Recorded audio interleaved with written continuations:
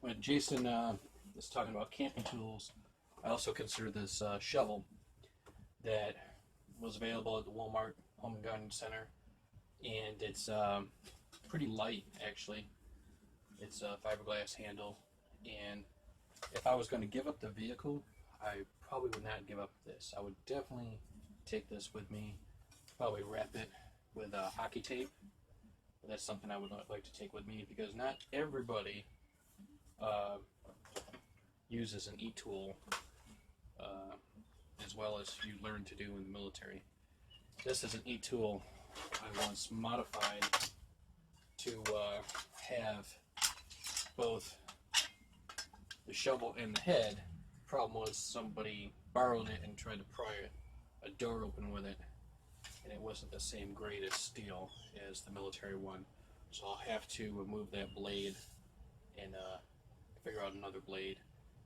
But the pick comes in useful. So this used to be a solid handle foreign e-tool that I put the American collapsible option. So the first 10 C's that I was able to come up with are a clock or a watch. Now, I know the cell phone obviously has these features, but because the cell phone has its own agenda as far as its use, it would be distractive. Um, also, clocks will last a lot longer on a charge than a cell phone will. So yes, you can use your cell phone in as many ways as possible, but have backups to that. So, these travel clocks, some of them I've had them go years on a battery. So, especially if you were trying to pull, let's say, guard shift on your site, that maybe there are some opportunistic marauders in the area that would like to have what you have, you're going to have to learn to pull guard, which would be maybe a foreign concept to those outside the military, but have a little clock available that you could do that. Also a watch. Every member of the team should carry a watch. I no longer wear a watch right now because I have a cell phone, but reverting backward into a survival situation, I would have that watch available and begin to use it again. Especially a watch that might have a watch face on it, then you can use that to navigate as well. Back to my my 4Ts method, you can see how these blend together. So when I say teachings, in the military, whatever we were doing, we would have kind of a checklist, an SOP or something as a quick reference guide. Didn't take up space like a manual would, and it would be condensed as far as subject matter. Somebody even published this, I remember, this little checklist for survival. They tried to incorporate a few things into it, like the day glow cover. They tried to put a little, I don't know if they think that was going to be a signal mirror, but it was just a simple little book that was a down and dirty for essential items. The next thing that I had was copy or crib notes. As I said before, making little flashcards, survival. The military did it. Edible plants, vehicle identification. They wanted you to be able to have the information on hand in a convenient manner. That's what I would call crib notes as a C, or copying, your ability to take notes, leave notes, give directions, make sketches. Now, this is the area where I have to divert from, yes, you could use little notebooks that you have around, but how long do you think that would last? So I actually did spend the money for the weatherproof notebook. Now this is not, this is supposed to be the dollar store copy of the Fisher Space Pen. It's supposed to be a pressurized pen, and it's so-so. Although it is a pretty hard plastic. With the tip exposed, you could probably defend yourself pretty good with it. But as far as a primary means of copy, you can have the other pieces of paper in the center console of your vehicle if you're surviving out of your vehicle. But once you hit the bush, you probably want a method to take notes that's going to last. And of course, a pencil would probably be a better option than this cheap pen.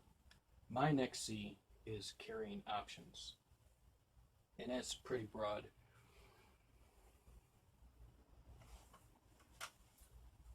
How are you going to carry all this stuff? Now, I know this reverts back to the tip: the more you know, the less you carry. Carrying all this good stuff is a luxury, okay? So if you have the ability to carry it, well, then it will be there for you. If you don't have the ability to carry it, it will be sorely left behind. So you want to put a little bit of thought into this.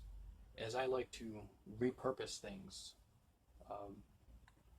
the first, you can obviously use any type of backpack. This one was a backpack that I did 86 months in Afghanistan, and this went to work with me every single day of it, or on patrol or whatever. So it wasn't the best pack out there. I mean, it has a camelback, has these side pockets, which I have these awkward British canteens that don't fit well in any GI canteen holder, so I put them there. It has some internal pockets, and a few zippers gave out, had to replace. But all in all, I got my money's worth out of this bag. So if you can start with a good hardy backpack. Now remember, the backpack has to be scaled to the person wearing it. So for my wife, I had to get her some smaller options. Okay, so you also prioritize who you will carry what. So obviously I'm not going to give my wife the tools that she can't use as well as I can. Okay, and one of the realistic things with a backpack is, or your equipment, is if you lose a member of your party, you know, that pack set up correctly, it's worth its weight in gold. If it's full of useful gear, you know, just don't let gear go. I know it may be an emotional time if you lose somebody, but you may gain somebody as well. And if you could just hand them a self-sustainability in one bag, then these become sensitive items, and you want to keep them close to you. There are options. There are vests. There's tactical vests. There's your good old-fashioned Air Force survival aviator vest, and you know, that's dated. I mean, I would probably say a good fishing vest would be good, including, there's a thing on TV now, the Scotty. It's a light windbreaker that has a lot of pockets in it, and I think that would be an interesting thing to look into. Repurposing small things, especially something of priority. This was some type of envelope holder, but it could very well make a small medical kit. You know, you put a cross on it so everybody would know. It'd be a natural inclination there. But it's laying around, doesn't cost me anything, still functions. So don't throw away items that you have, because only people who have more money than brains just load up with Gucci gear and don't have the thrifty ability to repurpose things. Now this waterproof bag doesn't have it, but some waterproof bags come with the backpack straps built in. So you may be able to collapse this and until you need it, especially when you're going to cross rivers or water crossings, or if you're caught in a heavy storm, having your clothes and a waterproof bag. Now, speaking to waterproof, this old, the Army gave these waterproof bags, and you had to put it over your head and look for pinholes. It wasn't really a great option. As a matter of fact, for the weight, it would probably be better just to use a industrial leaf bag. So obviously you can see you can take a whole lot of these trash bags, either folded or rolled with you. And again, I can't use that military wet weather bag as a shelter, or this I could.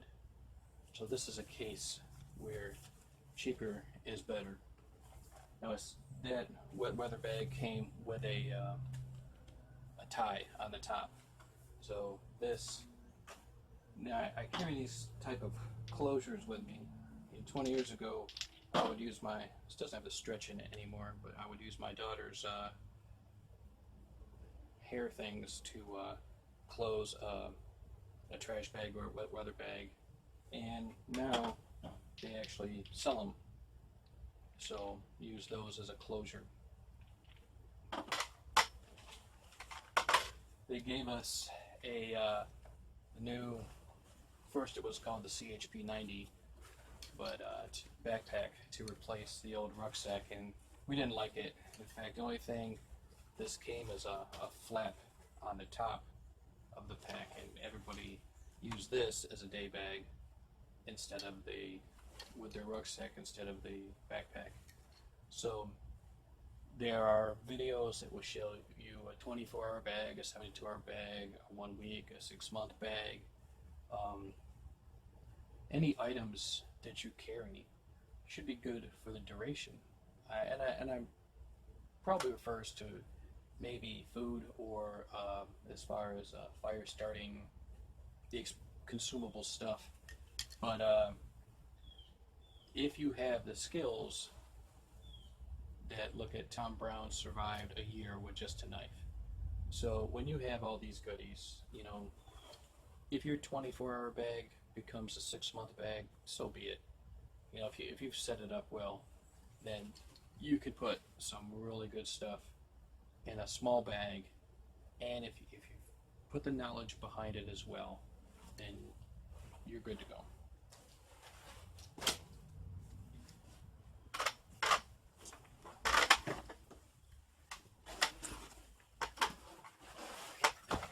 Now this is a duffel bag, obviously. So if you want to carry big items, you have backpacks, duffel bags, or rolling bags. So they do make bags that are all three, that you can carry it. It has optional backpack straps, and it also rolls. This bag I garbage picked. It was a perfect bag, except on the bottom it has a cracked wheel and it has a few cuts. Okay, what I can do is I can fiberglass that, and then I can also mend this back together, then cover it with, let's say, some truck bed liner, and I can add some backpack straps to it. Like I said, sewing is a good skill to have, but you could also just go ahead and rivet those on if you don't have the sewing machine. And I can also, this I will sew, but have a handle on the side, so I can make a really cheap all 3-in-1 bag, like some of the ones that sell for hundreds of dollars. This kind of a mail bag. Now, if I'm going to bug out of the house and there are some things I want to carry that I want to grab and I don't want to leave them behind, that, you know, if I just had a big dump bag, you know, kind of in the style of the old pilot helmet bag, not something that you want to carry through the woods for a long time, but course, ask any refugee there has ever been. They've carried worse things than this. But if you could have a bag that's general purpose, just set it aside and leave it ready to go. This is a little bag that was meant to carry another item, but it does have a lot of good zipper spaces and holders and pouches and dividers, and of course then it's got a padded strap. So I was never going to use this for its intended purpose, but I mean, if you wanted to spray paint it, if you didn't like the day glow color or anything, but you could probably put a lot of good stuff in there, and why throw it away? Now it might be easier for me to work within the things that my wife would carry already. This is some kind of doggy bag, but it's a pretty good setup. It's got pouches and dividers. It's got a flap with its own, you know, and it's actually expandable as well. So I don't know where this came from, but I think that's a good, and it's got a really hardy shoulder strap. So, like carrying a purse, maybe my wife will carry that full of good stuff.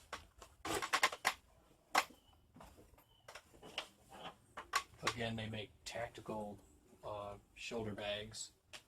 This is a kind of a purse type setup, but for my wife, I could probably set that up with some good stuff that maybe she wouldn't know if she's carrying more stuff in layers, as like being warm in layers. So there was also the little fanny pack option.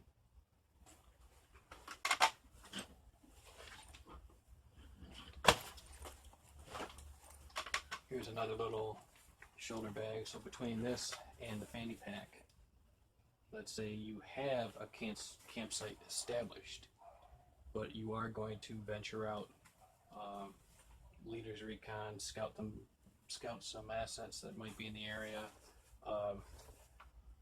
I could put this on my wife to make sure she has the bare necessities just as walking around gear. So keep that in mind. Like I said, this was stuff laying around the back room. Why throw it away? Repurposing little like this shower kit bag. Pulled it out of the trash. Not put it through the washer and clean it up. But it's got a lot of zippers and pouches, and even inside your backpack, you want to keep things segmented so you just don't have a big jumble of gear. So I could prioritize this as one particular type of gear. It could be food, it could be repurposed medical, who knows. Whatever it is that you have as you're assembling your carrying capacity that needs a home, and it fits that size, then it's better to have that on hand than not. You can go to the surplus store. I think this may be a Canadian or a German butt pad. Okay, it's a smaller profile than the American butt pack. So, but you could find something like that. Now, there's also something we used to call the special ops aviators wear what's called a bat belt. Going to the surplus store, you can find a lot of these old ammo pouch holders. And some of the ways that we used to modify them as soldiers is we'd cut the grenade holders off the side. That was pretty useless. Never use these clips. You always had to back them up with 550 cord. These clips will let you down at the worst time. And even better, just to use zip ties. But also pull the dividers out of the middle, cut off everything in there that doesn't need, and basically make a slick cut down version. So then you can take a surplus belt. You could probably pick this up for $1 or $2, a rigid one, and put as many of these together as you can around the belt. You know, this was, I think, a German or Canadian grenade holder. If you want to put water bottles in there, or, you know, it matched. The old saw pouch. So what a lot of guys would do was just set up this bat belt, and if they were going to leave not very long, let's say just in and around the perimeter of your camp, you could have a bat belt that had set up.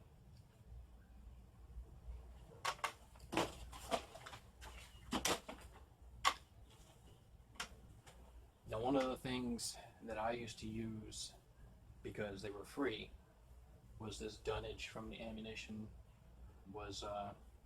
It came with a bandolier, and you had the stripper clips inside, and you would put it together.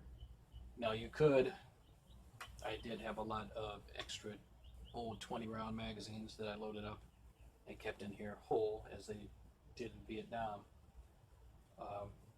Now they did make a 30-round holder, although it had 4 instead of 7, and you had to pull this strip out of there. And I would sew down, just roll these edges over and sew them down, because this was not expected to be a long-term durable item. But we did do some creative things with these before. If we got resupplied, again, we would have our ammunition already loaded up inside of here, instead of having just the raw stripper clips and had to load each one. But other circumstances, like sometimes we would jump in and they would just say, drop your pack, drop your harness, you're going into escape and evasion mode. And they would spring that on us and test our skills. Well, inevitably somebody always got word in advance that this was going to happen. So I took a bunch of these, and I took emery main meals, and it was difficult to shove them in there. You had to crumple them a bit, but we wore them under our shirts. So when we were told to drop our gear just down to our uniform at night, they didn't know that we were wearing 7 main meals of food under our shirts. So we got over on the system there. So you could sew 2 of these together and make 8. Now you can easily put a 30-round magazine, or you can easily put some emery main meals, which are virtually the only part of the emery worth carrying. Now you can actually improvise carrying things. Now, of course, in survival school, you know, you may have to thatch yourself a backpack out of leaves. And of course, in the third world, basket weaving is as much of a survival skill that it might be well to learn, or to learn some basics. But you can make furniture, wicker furniture. So don't just count a basket weaving class as not a good survival knowledge to have. It's just how deep down the rabbit hole you're willing to go. But, you know, obviously in our vehicle we're going to have these chairs. If we're going to go off-road and on foot and leave the vehicle behind, the chairs get left behind. But do we necessarily need to leave this bag behind? You know, it comes with a strap on it. So what if I put a trash bag inside of here and filled it full of water, and then carried it in that manner? You know, you gotta be open-minded. And again, like I said, small little armband. Like I said, in Afghanistan, we would use these just to go running, carry your ID and a phone, and you know, you could.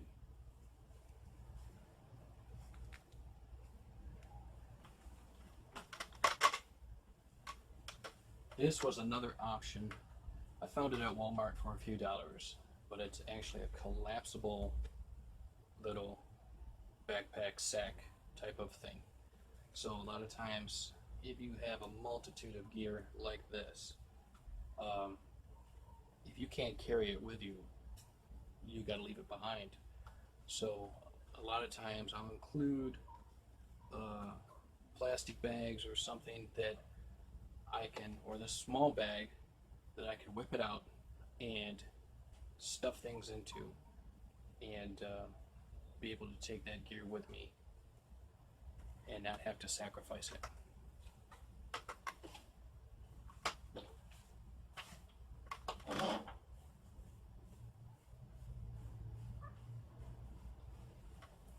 The next thing that I had in my 10Cs was clothing. Now, I purposely live in Florida because when I was a paratrooper in Alaska, that was a lifelong traumatic experience that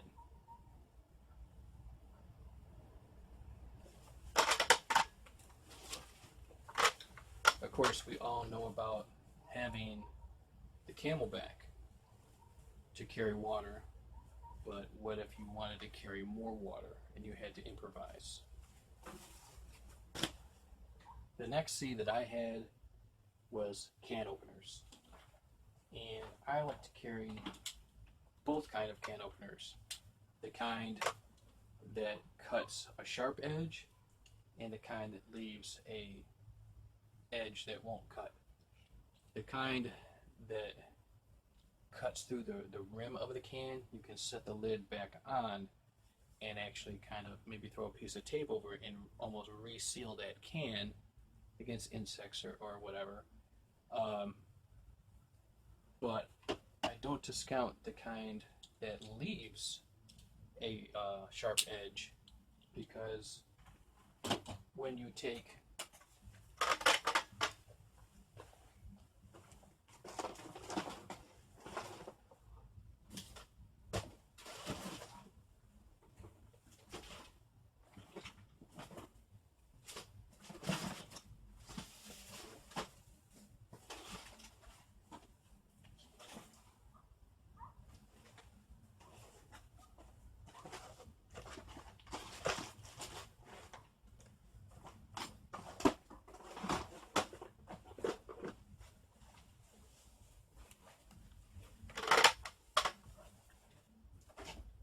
because you don't need heavy snippers. A soup can lid will cut as easy as paper. So what I like to do is even save the soup can lids that you can make arrowheads. And there's a video out there where a guy has a method of folding the arrowhead, or you can just simply cut it like a flint arrowhead or a glass arrowhead would be. And maybe you can take your knife sharpener and even put an edge on it.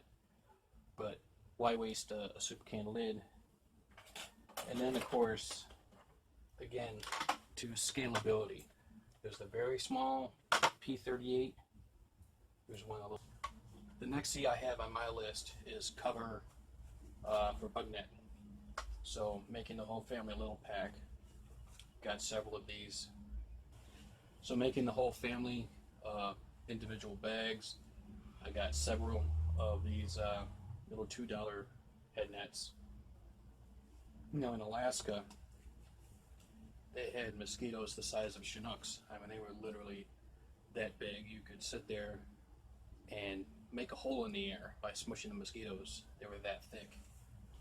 If you notice on Naked and Afraid, other than the food and the water situation, what really makes the people miserable are the insects. So being able to keep your head covered, they come in two options. You know, they come either open on top or covered on top. I would take the open ones, and that was, you know, kind of useless to have. So what I would used to do is take the brim of the boonie cap and sew that in there. And then you could kind of tie-dye this a little bit of spray paint, so that your camouflage value, and that served a couple of different purposes. In the military, camouflage was part of the tactical situation. Now, when you have a booty hat, yes, it looks cool, except you leave a black space underneath of it. So, I once had a team leader, Ranger Pop. You could see him on his channel, Redunculous.com. But he, especially even people in a ghillie suit, he could spot like a black triangle anytime somebody looked at him across the field with a ghillie suit on. So when I made ghillie suits, I made a mosquito face veil, and I would also fold and sew triangular shapes of other pattern of mosquito netting so that it had depth, because black does not occur in nature unless it's shadow. So to have this black space under your head, so it was better to have this hanging down. So then they actually made it that way, so I didn't have to modify it anymore. So that was a perfect option. If you do have to go out and take a look at something, maybe you've got some strangers around your camp and you want to crawl up and take a look, A, you're not going to be bitten by mosquitoes, and 2, you've got the perfect hat already set up. And if you just tuck it all inside when you just want to look normal again. Now there is, mosquito covers for your sleeping bag, your sleeping area, and of course I'm not going to break out the big Green Army mosquito bar. But there was something interesting about that I don't think everybody is going to pursue the camouflage scout agenda as we had back in our unit. But an old Vietnam vet, special forces guy, told me how they would take their mosquito bar and just lay it over them as they sat against a tree, and they said they had the Viet Cong walk within meters of them and not see that, because having that a little bit of diffuse edge that still lets light through has a lot of camouflage value to it. So when it comes to the nets, I look at it more than just a way to keep bugs out. My next C is chlorination cleaners. It's kind of a fusion of those things. Now, there are a lot of uses for chlorine, but also as a cleaner. And most importantly, the thing you're trying to clean is your water. So I fit my water priority under this C, because again, it's kind of a category. So here are a couple of different cheap water filters. They're not larger scale, as could be covered by a Berkey filter, but also you could have a small bottle. It could have iodine, it could have chlorine, water purification tablets of different kinds. But that is what I'm trying to form in this category. The next C that I have is cable ties. And everybody should realize the value of having zip ties. So anytime I find them, even laying around a construction site, I keep them. Of course, they're cheap enough. You could glue something, this Gorilla Glue. I have mixed feelings about Gorilla Glue. It's kind of like honey. It gets all over everything, and I'm really afraid to touch my eye if I had some on me and I didn't know it. but good old-fashioned cable ties, zip ties, or the Velcro kind. And the good thing about zip ties is they're scalable.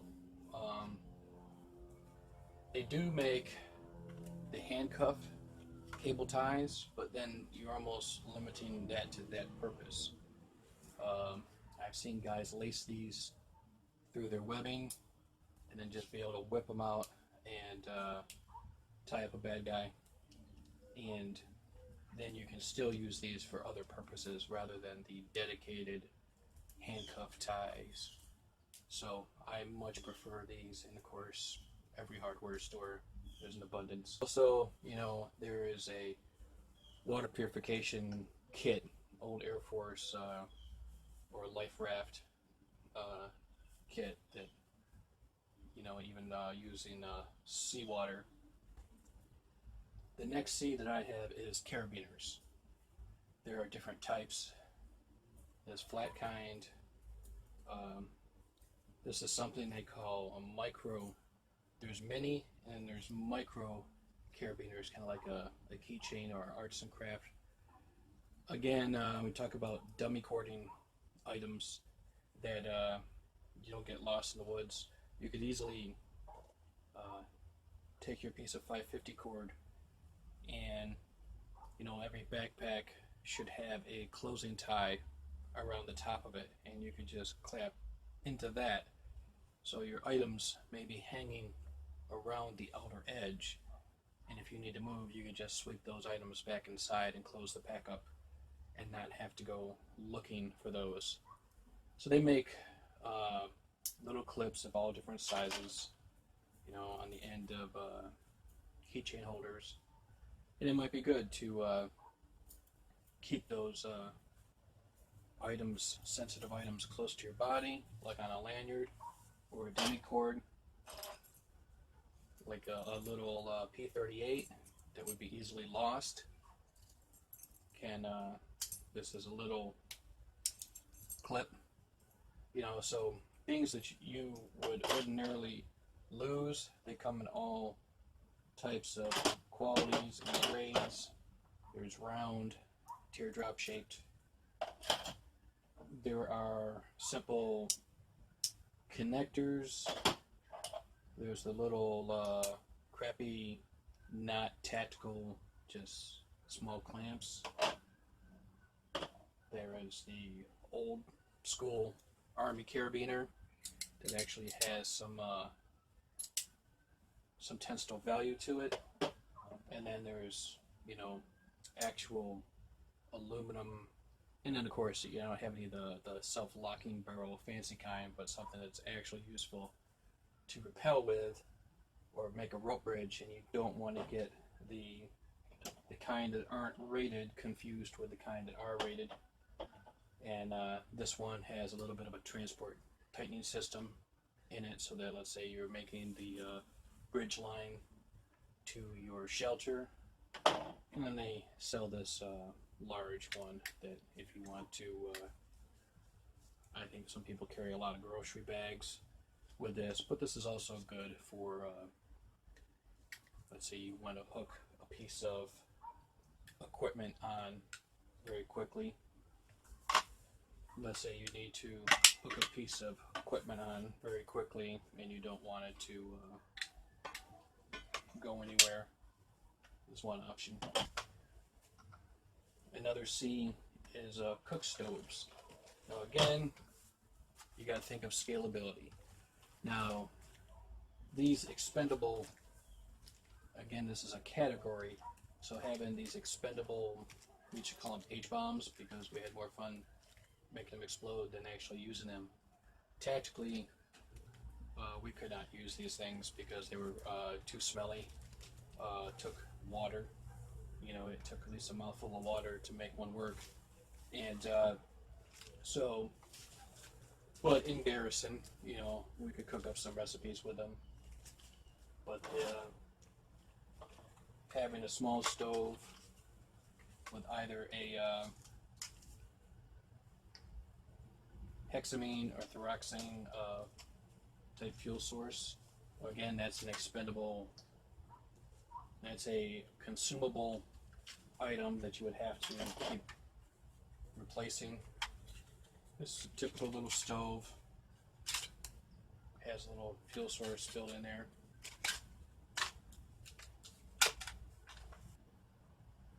I also have these kind of fuel sources. You see them in a banquet hall, keeping the meals warm. That maybe you can pick them up cheap in bulk. I don't like having that piece stick up there like that. It seems like it's easy to get snapped off. I've never been a fan of using these. So in order to use this, you can go to the pet department at Walmart or wherever and pick up shavings, or if you're in the wild, you can use leaves. But all you have to do is add a certain ratio of dry material to your waste material, and there won't be any smell or any mess. So, and again, if you got some biodegradable bags and combine that with some charcoal, and you've got a really good fertilizer for your homestead. The next seat on my list is compression bag. Now, there are compression bags that have self-tightening straps on the sides. This one doesn't have it, but once you get what you want inside of there, you can tighten that down to the smallest size possible. So probably the best would include waterproof backpack straps or compression straps. All of those that you could get, the better. Little stuff sacks that you can, here's a military stuff sack and others. They're simply to create room. You can compress them and close them, but a good cinch sack will have the straps on the side. Now that takes a little bit of time to pack up, so if you have to leave in a hurry, you have to make time to get everything back the way it was, or simply throw it in the vehicle if you have one and pack it up later. So stuff sacks take time. The next thing on my C's is comfort. You can buy little blankets and such. This one came from Walmart. Now, things having a camouflage value or not, it's the scout in me that, when I'm sleeping, I'm vulnerable. And anytime, if I'm sleeping in a bright orange sleeping bag, then it would bother me to get a good night's sleep, to whether somebody could stumble upon me. Just one more level of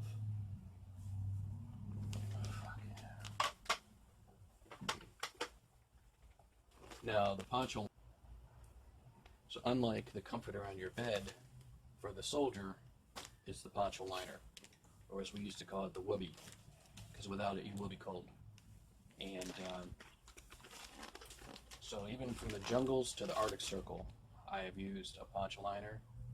It is a perfect item, and there are other options as well. Now it does have a limit. You can modify it. You could wrap yourself in a space blanket and a poncho, or they used to make the zipper kit that you could sew them together and make a sleeping bag out of your poncho liner. They did make a poncho liner, and I regret never getting one. It had a thinsulate inside and a layer of foil, and I just didn't have the money to get one. But if they still make it, I'd like to get one and do the sleeping bag option with that. Now, as far as a comforter, one of the greatest things the military ever made was the bear suit that we'll talk about later. But it's just this artificial fur that you could buy at the fabric store. And I grew up with the lake effects of Buffalo, New York, so we used to have some very cold nights, and my grandmother made a blanket out of this material when I was a kid, and that was all you needed. Now, it will tend to curl along the edges, so you should put some kind of backing. You know, she used a bed sheet, but imagine it with a space blanket. So like I said, sewing is a very good skill to have. You could, and then even use the zipper option as well. You could have a very good comfy bedding system. The next thing I have on my 10 C's list is collapsible saw.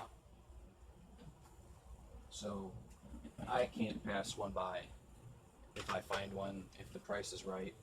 Now this one's not tactical at all, but so I'll keep that in the vehicle. But some of the smaller ones, this one's more tactical. This one from the Home and Garden Center. Very, very good tools. Probably the best survival tool you can carry next to a good knife. And this will go through a 4x4 piece of wood in about 60 seconds. So when you're trying to build your shelter within a 3-hour time, nothing works better than that for the size. This was a item they sold on TV a few years ago, and it's supposed to have this tungsten rough carbide blade. It was supposed to cut anything metal, ceramic.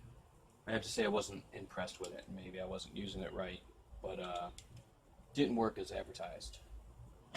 Also, as long as we're on the subject or in this category, you know, this little metal saw, again, if you do have to cut a lock and get into someplace, again, this is a good option. If you don't like the bolt cutter, it's good because you got an actual full length blade inside of here, so if you wanted to set it up like a bow, you could do that as well.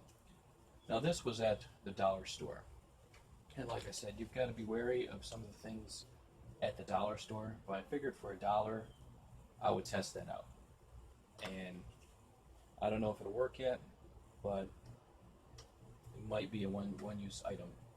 So if you're trying to do 10 C's for $1, just be careful. Some things, price is right at Walmart or almost any hardware store.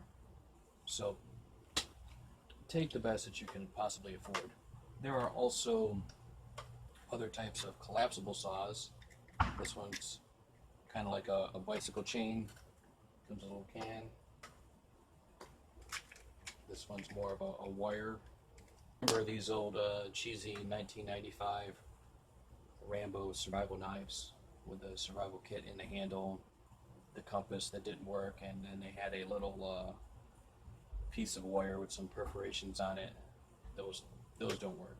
What you want to do is maybe use that as a snare, but that would be a time I would say, as far as the scale goes, it may be small. The next category I have is cushion or pad. Now, more than comfort, it is very important for you to be insulated from the ground. The bony parts of you will go through your bedding and make contact against the ground, and that is a way to conduct heat away from your body. So you want to have a thermal barrier between you and the ground, and comfort is also a factor, because if you're not rested, you're not going to function well. So given the fact that you're already sleeping on the ground, you want that to be an experience that you can recuperate from whatever the day may have. Now, this pad, we used to often cut 6 inches off of it, because on the back of our backpack, on top of our rucksack, it would catch onto many things.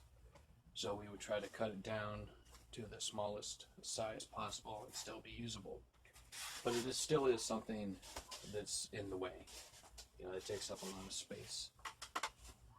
If you used a self-inflating pad, they're good, except, you know, again, you're taking up quite a bit of space. So I found I believe it to be a German pad, but it folds up pretty nicely. It's not as thick, but it does stay out of the way pretty well, and they can go right up against your back, inside your pack. Now, you can get these at Walmart, but they'll probably be purple, used for yoga pads. But this exact same thing you can get, just maybe not in the color. Again, one of the creative options of being able to sew was that a lot of people cut up their poly pad and used to use it around the belt of their rucksack and duct tape it on and what we call a puss pad, and it would end up to be about this size. So what I decided to do is, most of the time in a scout type unit, you're sleeping in a what we call the rucksack flop. You're leaning against your pack, and you can put the shoulder straps on and run if somebody were to come across your position in the middle of the night. So what I decided to do is take the existing pad and sew it to one of these, the window thermal barrier, and I covered it with a layer of cloth. Now this did come with elastic bands that were silent, but they dry rotted over the years, so I had to replace them.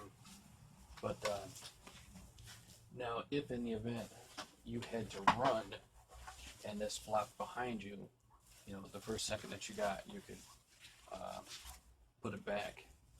But the fact that you wouldn't be losing this piece of equipment if you had to run at a moment's notice, let's say you're being bombarded, this gets left behind and then you're without one. With this attached to the pack, it served as a cushion and it served as a sleeping pad as well. So that was just a creative option that, again, the more you can learn to fabricate things, the more creative you can be. My next category of C is charged cells. Now, the more devices that you carry with you, the more types of batteries you're also going to have to carry. So if you can get the same consistency of device with battery and cut down, that's the time that you don't want to have duplication. The less different types of batteries you'll have to have, because obviously when they wear out, you'll be struggling to source another battery for that. And I carry this little battery tester that fits all different sizes of batteries and gives you a yellow, red, green light for the strength of the battery. And because if you have reusable batteries, you want to be able to know about that. Is what I call the camo option, to have some camouflage available. Now, I used to make ghillie suits for a living, and my standard was to get stepped on or peed on for somebody to be that close to you and not know that you're there. And my suits did work for that. Although a ghillie suit is, unless you're in the dedicated sniper role, there are many types, from full suit, smock, shirt and pants, a cape, but those are all pretty bulky. Now they do make what we call the plastic ghillie suit, the kind of die-cut leaf suit. And I remember the 160th pilots would vacuum seal those, compress them, and keep them in their bug-out bag on the aircraft, along with a hockey helmet that had a night vision mount adapted to it. So what I say is a little plastic type ghillie suit is a good option. Smaller than that is what this is, kind of a shirt and pants set that, for one, it can make good pajamas. So you don't want to sleep in your clothes in your sleeping bag, or you just want to get out of your clothes. So you could have something like this. If a disturbance happened in the middle of the night and you had to get right out of your bag and go see if it's something to worry about, and then this little head net, it's stretchy, goes over your head, and we used to use that for surveillance. Now, depending on your hands and your shoes, now I don't have any sage green flight gloves, so these are going to be a stand-in.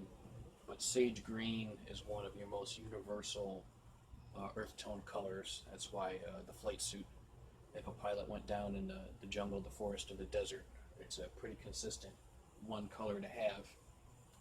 But if you had gloves or shoes that were green, you could also, like we used to camouflage sniper rifle. If you want to camouflage a piece of clothing, you can do it the same way the snipers used to camouflage their rifles. You can lay a mop head over the item and spray paint it between, and then lay it over and over at different angles and spray paint with a different color and make a, a multicolored scheme just using an old mop head. So you could do that for your gloves and your feet, and you could be very camouflaged from head to toe. And with this, the majority of people who I'd say are not specifically sniper trained would walk right by you. They would not see you whatsoever. And as I mentioned, a friend of mine in Vietnam used a army mosquito bar, just laid it over them as they leaned against a tree, and the enemy walked right past them. And I would take it a step further and try to camouflage it a little bit, either with some spray paint or kind of a tie-dye effect. The next C that I have is can see items. Taking into account your need for vision. You can have any kind of various safety glasses that can be colored or offer a little bit of sun protection, as well as some eye protection, especially if it's a heavy storm or a earthquake or forest fire that is your particular disaster that you're most concerned with. Then having that eye protection is important. If you're going to carry any type of protective gas mask, having the correct inserts with your prescription so that you can see with that mask. Don't let that go overlooked. For me, I have to have these glasses, so even when I go swimming in the ocean, I have these polarized lenses. Now, one tip that I've seen is when you have polarized lenses, let's say you're trying to fish, and there's a sheen or a glare coming off the water, a lot of times you can wear a polarized lens and see through that glare and see how close you are to actually catching that fish. So in a survival situation, if you're trying to fish to survive, you can, see where your hook is and what kind of fish are in the area. Also, what we call the old Johnny Go Faster goggles. Again, if it's a tornado or a hurricane or some type of storm, if you catch something in the eye in a survival situation, there's not going to be a lot of doctors nearby to treat you immediately for that. And within this category, I also consider can you see as whatever kind of optics. It could be, you should have a minimum of mini binos, but if you happen to have